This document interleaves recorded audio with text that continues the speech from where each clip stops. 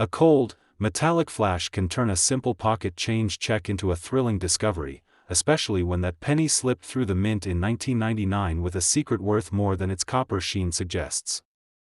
Picture yourself leafing through a jar of coins and spotting a tiny variation that sends a rush straight to your collector's heart. That's exactly what happened to scores of savvy hobbyists who noticed that some 1999 pennies aren't quite like the rest.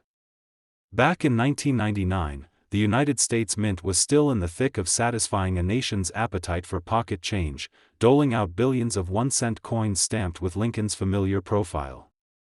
It was a transitional time. Cents were struck primarily from a zinc core with a thin copper plating, a recipe introduced just a few years earlier to reduce costs.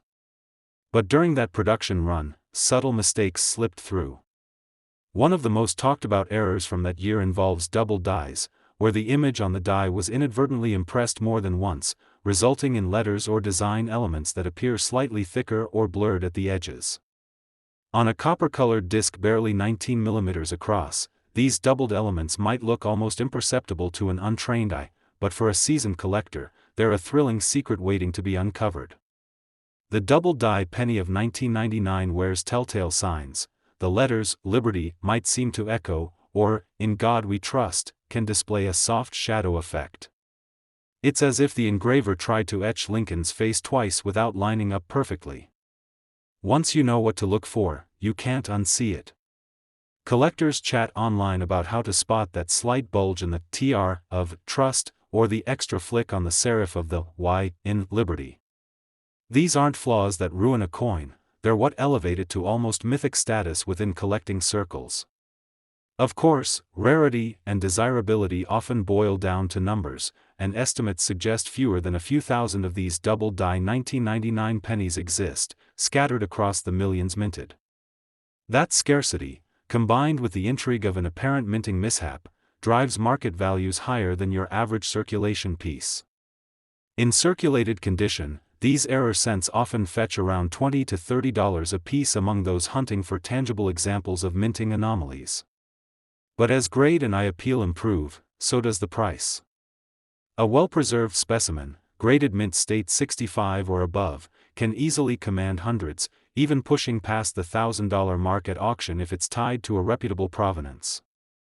In early 2024, one such gem sold for just over $1,200, setting a new benchmark that had collectors buzzing about who might uncover the next high-grade superstar in their change.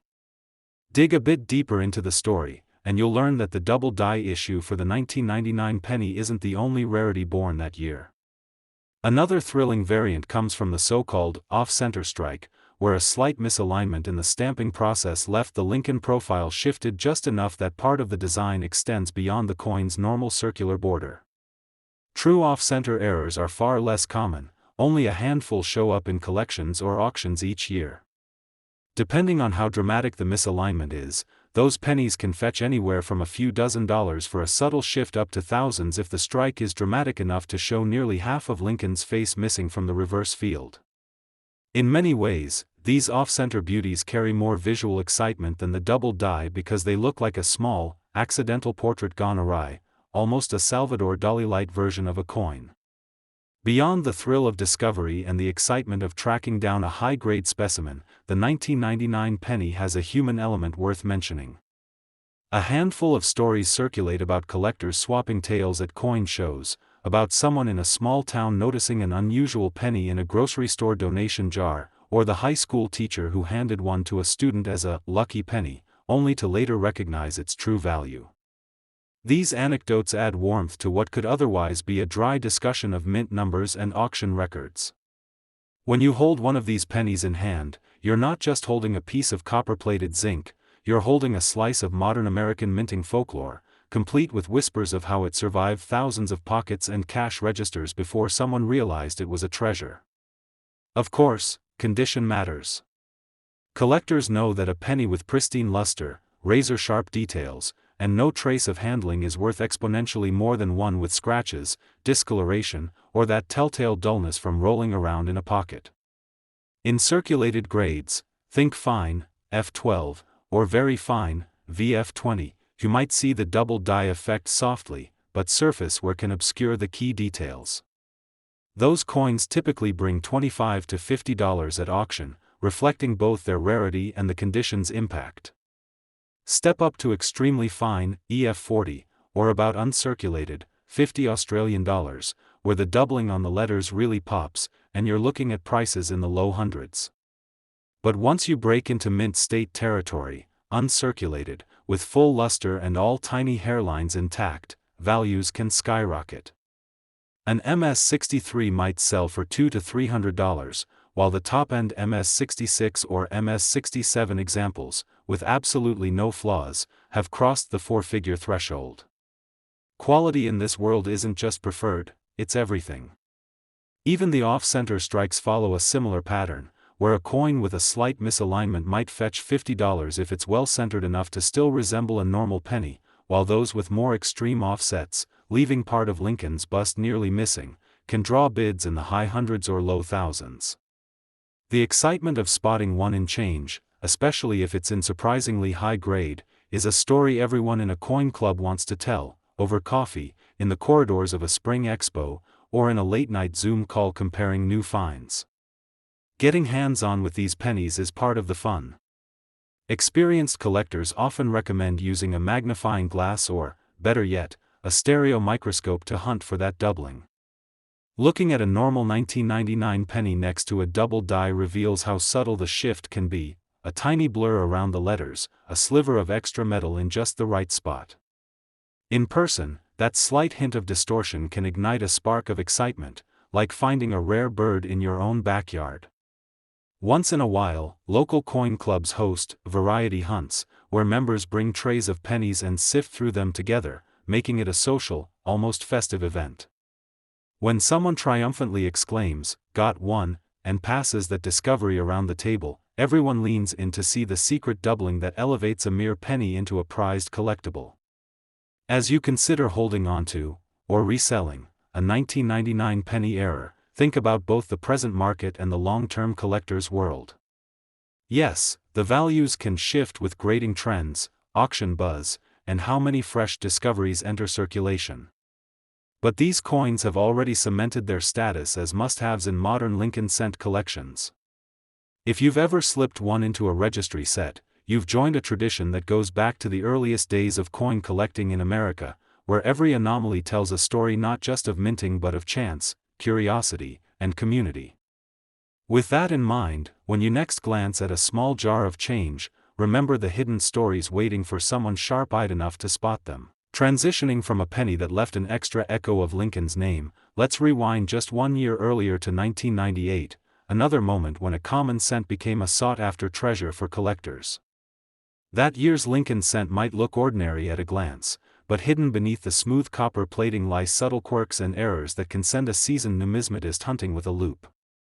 In a time when circulating change was still king and digital payments hadn't yet taken over, the 1998 penny quietly introduced varieties that today spark conversations at coin shows and in online forums alike. The story begins at the Philadelphia Mint, where millions of 1998 cents were struck on zinc cores clad with copper. In that production run, two standout varieties emerged, the classic, wide AM, reverse variety and a set of double-die obverse specimens. The wide AM error speaks to the spacing between the letters A and M in America on the reverse side. Instead of the tighter, more standard alignment, this variant displays a noticeably wider gap between those two letters, almost as if the engraver had momentarily stretched the phrase.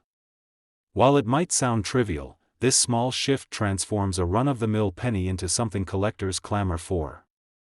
Once you know what to look for, the wide AM becomes impossible to miss. On a normal 1998 penny, the letters appear snug and uniform, but on a wide AM example, there's an unmistakable space that extends the overall breadth of America by a hair. Some collectors compare it to a coin wearing slightly baggier pants, subtle, but once spotted, unforgettable. Despite its modest difference, fewer than 20% of 1998 cents boast this variation, which translates to a handful of coins amid hundreds of millions struck. That relative scarcity makes it a quintessential addition for any Lincoln cent specialist, particularly if they're building a registry set that demands completeness. Then there's the double die obverse, an error that echoes themes from the 1999 penny but stands on its own merits. In these specimens, Lincoln's cheekbones, the word liberty, or even, in God we trust, can reveal signs of doubling, often appearing as a faint, ghost-like outline just beside the primary image. Die rotation during the striking process caused the design to impress twice ever so slightly misaligned. The thrill lies in spotting those almost imperceptible shadows of letters, like whispers of what might have been intended. As with many double die issues, not all specimens display the doubling equally. Some show a dramatic overlap where the entire inscription seems shadowed, while others exhibit only a faint hint along a single letter, making the search both challenging and rewarding. Collectors hunting the 1998 double die obverse know that photographic guides and comparison charts are essential. Holding a normal penny side by side reveals how each letter should sit, the proper spacing, the crisp edges. Then, when you turn to a double die, you'll see the telltale bulge on the T of trust, or a slightly smudged edge on the serif of the Y in liberty. It isn't a carnival mirror effect, it's more like a whisper of uncertainty captured in metal. Estimates suggest that only a few thousand of these error coins entered circulation, meaning you're hunting for needles in a haystack that spans billions of cents. Market values for those 1998 wide AM and double die examples range widely based on condition. In heavily circulated grades, let's say fine, F12, or very fine, VF20, a wide AM penny might sell for $10 to $15, reflecting both popularity and scarcity. Step up to extremely fine, EF40, where the copper still gleams and the details snap, and prices can climb to $50 or $60. For mint state coins, uncirculated and virtually untouched, the wide AM variety can fetch a few $100s, with the top-tier MS65 or MS66 specimens occasionally pushing into the high three-figure range. These prices hinge on how sharp the lettering remains, how strong the luster is, and whether any surface distractions exist. In other words, even the slightest hairline scratch can shave value off a coin that might otherwise be a centerpiece in a high-end collection. Double die obverse specimens follow a similar trajectory, though top-quality examples often eclipse their wide AM counterparts. In circulated condition, you might find a 1998 double die for $20 to $30, depending on how visible the doubling appears. In higher grades, let's say about uncirculated, $50 Australian, or mint state, MS63, values typically reach into the low hundreds. A bold MS64 with sharp, unmistakable doubling can cross $500, and truly exceptional MS65 pieces, especially those authenticated by a top-tier grading service like PCGS or NGC, have sold at auction for well over $1,000. Those headline-grabbing sales often come with a certificate and photographic documentation, giving buyers confidence that they're securing a genuine rarity. Stories circulate in collecting circles about the day someone realized their roll of pennies contained a wide AM or a double die obverse. Imagine paying for gas with a handful of change, tossing the roll into a drawer, and months later deciding to sort it. That moment of revelation when you spot the wider letter gap or that slight blur around Lincoln's face can make a seasoned collector's pulse quicken. One dealer recalls a veteran collector who discovered a wide AM penny while cashing in a piggy bank and ended up trading it for a half-ounce gold coin instead of selling it directly, simply because the collector valued the story and camaraderie it inspired more than cold hard cash. Beyond financial value, these 1998 varieties have cultural resonance. They serve as tangible reminders of the human element in coin production, how tiny misalignments in engraving, minute shifts in positioning, or the casual slip of a die can create a collectible marvel decades later. In every double die and wide AM penny, there's a story about the people on the minting floor, the machines humming day and night, and the countless hands exchanging these coins in stores, vending machines, and tip jars. That narrative makes holding one feel like holding a piece of living history, a snapshot of the year 1998 when vinyl still spun on turntables, and the internet was just awakening to wider public use. Even as auction prices fluctuate, these 1998 penny varieties retain a magnetic allure. Market trends hint that buyers continue to prize high-grade specimens, especially those with vivid original mint luster and no distracting marks. A well-circulated, VF20, double die might be a fun challenge for a collector on a budget, while a flawless MS66 wide AM can be the showstopper that completes a sought-after registry submission. Both varieties have slipped into private collections, institutions, and registry sets, where they command attention wherever they appear. In the end, the 1998 penny's charm lies in its blend of the everyday and the extraordinary. It began life as a routine copper-plated zinc cent, destined for pockets and vending machines, yet became a prized artifact for those who know where to look. Each wide AM and double die obverse carries more than just a premium value, it carries the memory of that instant when someone looked a little closer and saw something special. For collectors in the 40 to 50 plus age bracket, who may remember paying toll booths with such coins or digging them from car seats, finding one today evokes both nostalgia and the unquenchable thrill of discovery. So next time you sift through a handful of pennies, keep your eyes sharp, your treasure might just be one lonely 1998 cent waiting to shine.